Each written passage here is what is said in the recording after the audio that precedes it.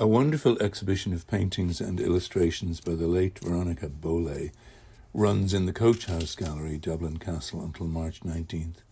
Admission is free, so you should happily spend €10 on a 100-page catalogue sponsored by the Office of Public Works. This importantly outlines her development as an artist in her own words. The peaceful setting of the gallery with 2 large rooms is in stark contrast to the nightmare world of Veronika's native Hamburg, heavily bombed during World War II.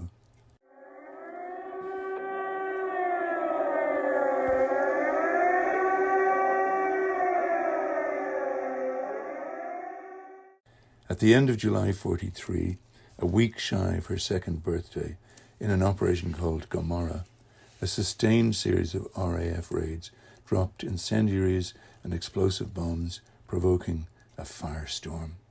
This devastated a large area and killed tens of thousands. Veronika's house disappeared.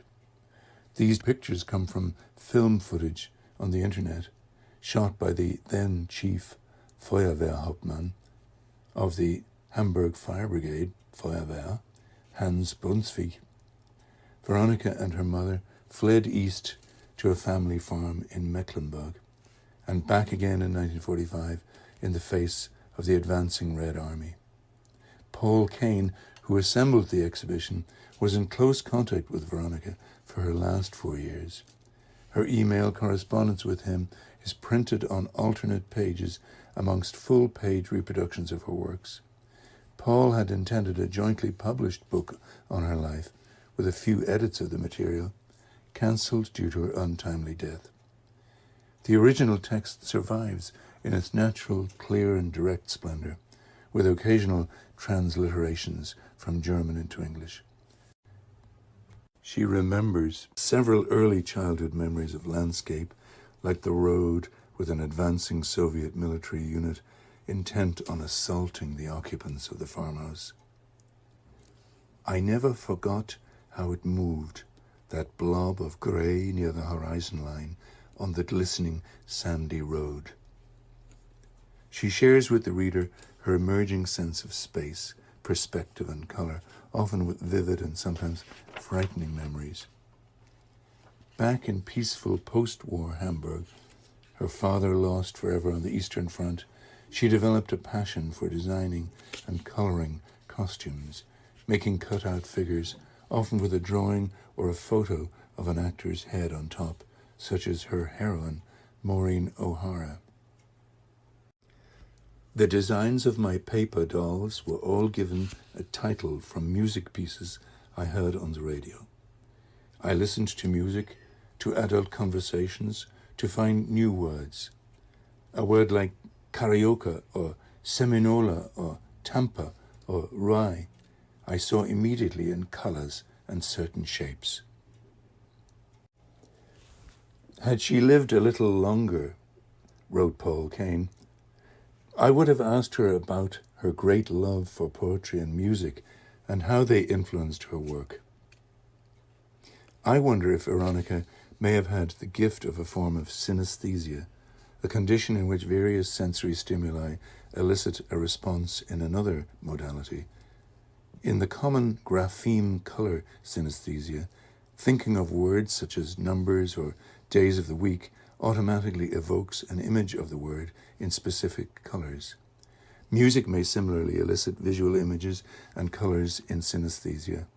This condition may be seen in 4 or 5% of the population, and it is probably more common in musicians and artists, including, verifiably, Kandinsky and Van Gogh.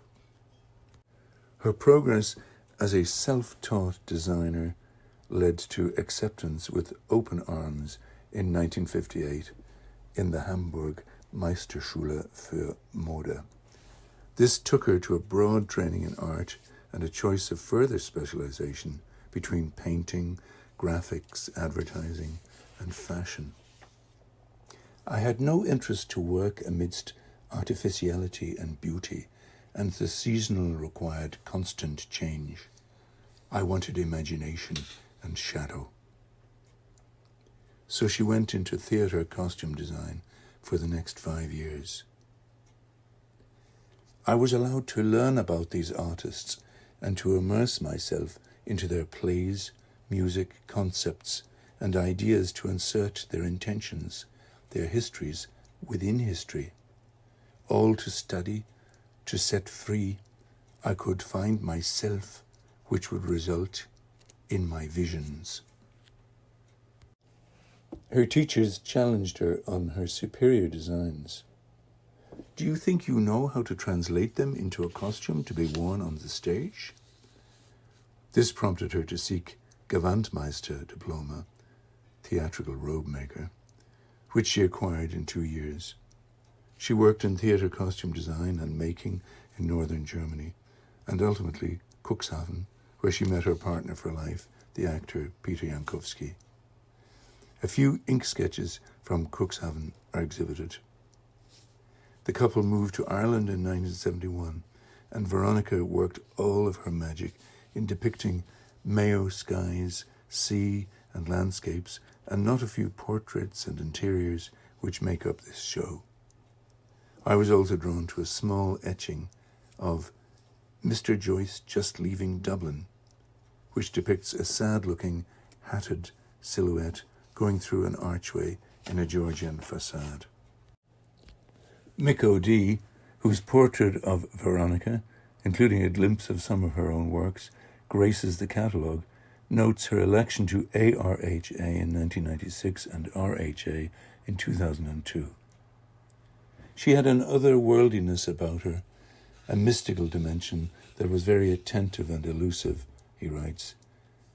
She loved Mayo and was particularly drawn to the landscape that had the human hand imprint as opposed to the industrial agricultural on it. Her complex development and childhood memories all seem to synthesize to give us a stunning array of her mature work. 4 days later, the Dublin International Film Festival lured me across the river to the lighthouse for a screening of Buster Keaton's Steamboat Bill Jr., made in 1928, also freely available online. Why bother, you say? Because Neil Brand was to make an appearance. I was familiar with his contributions to the film program on BBC Radio, with insightful analysis of the dynamics of film scores, such as in this example.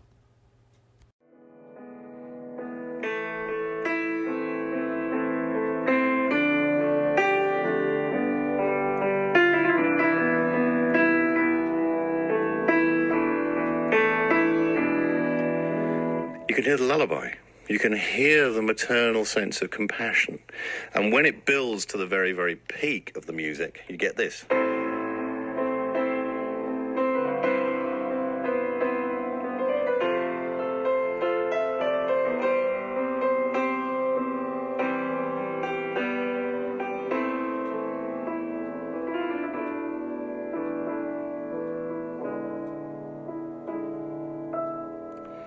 Now, the effect of that is to turn Clint Eastwood's character into somebody who embodies that compassion, even though, as an actor and as a character, he doesn't exude that in any way on screen.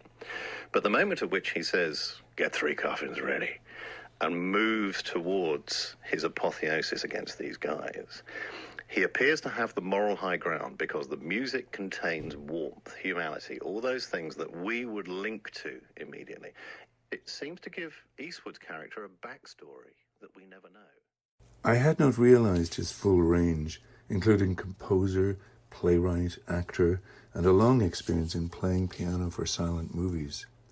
This movie deals with Boston college kid, Buster Keaton, whose long estranged steamboat captain father rejects the diminutive dandy who arrives on the train at River Junction. There is a dispute with a more upmarket rival steamboat company with a laughing, supercilious but charming owner for whose daughter Buster falls.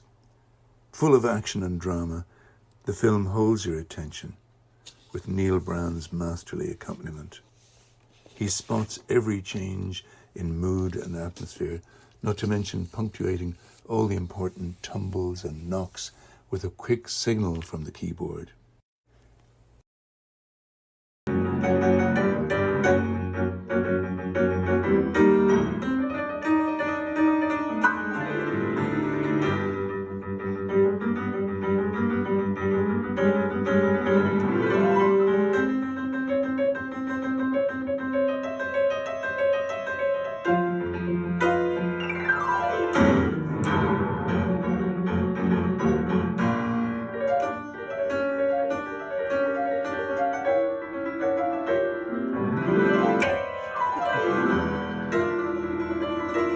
So here we have another interaction of the senses, the silent black and white images enlivened by Neil's improvisation.